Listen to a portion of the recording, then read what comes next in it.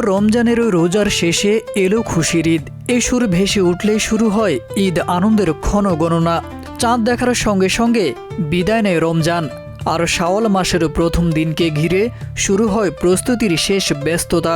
দীর্ঘ এক মাস সিয়াম সাধনার পর ঈদুল ফিতর আসে আনন্দ, মিলন আর কৃতজ্ঞতার বার্তা নিয়ে।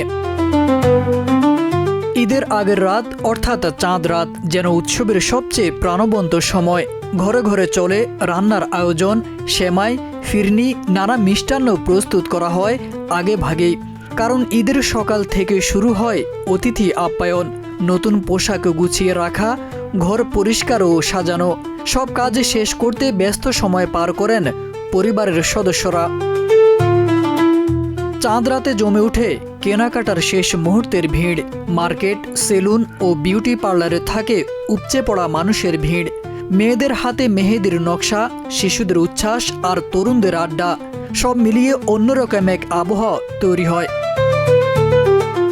শেষ রোজার ইফতারও হয়ে ওঠে বিশেষ। পরিবারের সবাই একসঙ্গে বসে উপভোগ করেন শেষ ইফতার। এভাবে চাঁদ রাতের আনন্দে শুরু হয় ঈদের অগ্রিম উদযাপন, যা ভোরের আলোয় পরিণত হয় উৎসবের পূর্ণতায়। তারেক আজিজ খান, প্রজন্ম 24।